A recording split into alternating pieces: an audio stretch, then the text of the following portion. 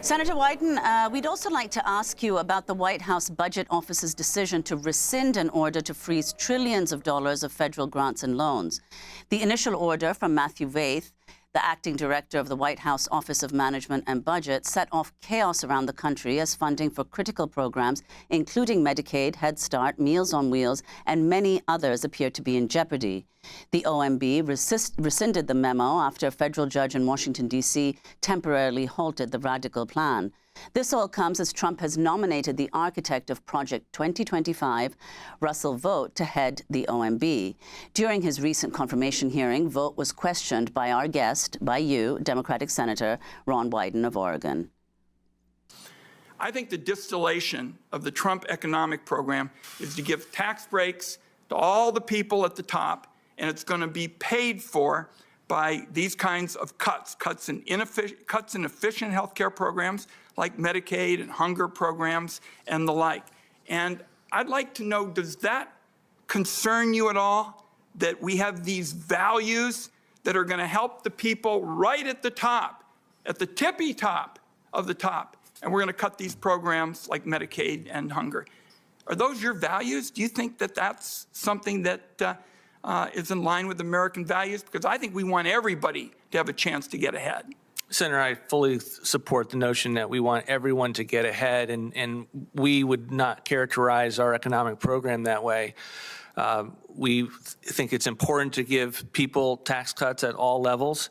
The president wants to extend those tax cuts. But what about the vulnerable people who are going to get hurt in the process?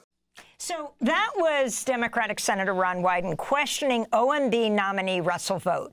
I mean, total chaos this week. You have the President Trump proposing to cut trillions of dollars from programs to the neediest Americans. And then, because of enormous outcry, he pulls back.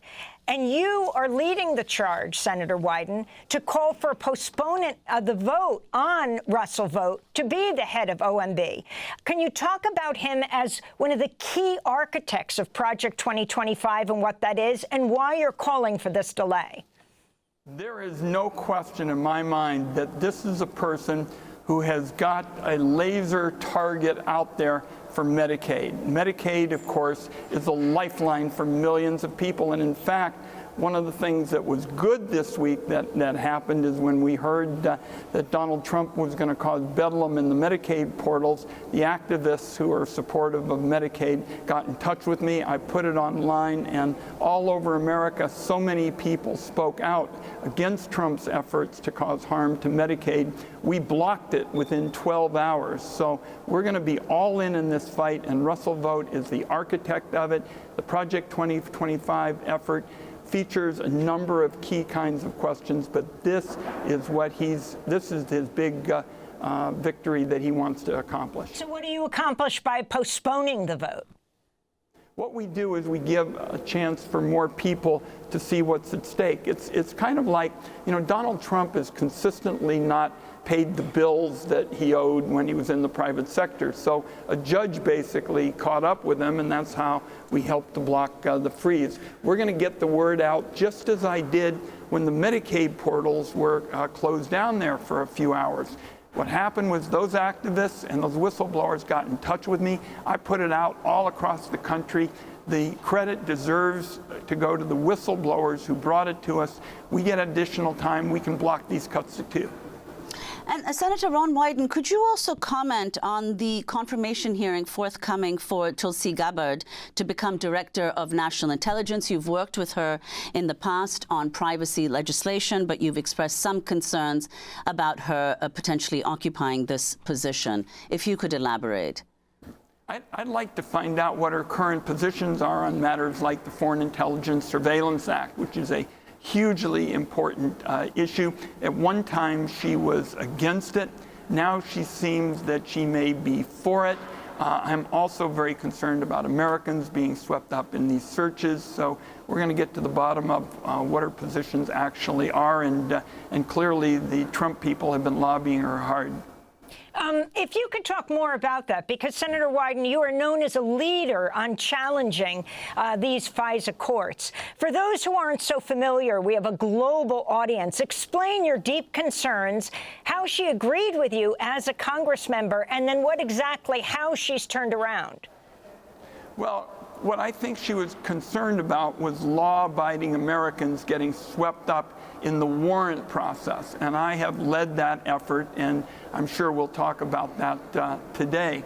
But I think on top of that, she is concerned that civil liberties are just getting the short shrift. You know, I believe that security and liberty are not mutually exclusive. You can have both. You can have your freedoms and have security. I think she said that in the past. The question is, will she say it again today? Senator Wyden, could we also ask you about, you've commented on this, the fact that at the Trump's inauguration, there were all of the leading tech CEOs, from Zuckerberg to Sundar Pichai, and of course Elon Musk, who is now formally a member of Trump's administration. You've done a great deal of work on tech. What are your concerns about the proximity of these tech CEOs to the Trump administration? Well, it clearly sent a message that his real friends, his real allies are the billionaires. Let me tell your listeners, though, I think that what Mark Zuckerberg did, toadying up to Trump here recently and saying he'd give up his fact checkers, was just god-awful. And I think what it does is it sends a message to all the big tech companies, hey, you can do what I did, maybe line up a favor in the future with Donald Trump, and we can reconsolidate big media the way it was before the internet. I wanted to go back to our headlines, Senator Wyden, to our first story, of course, this horrendous crash, midair crash over the Potomac between a Black Hawk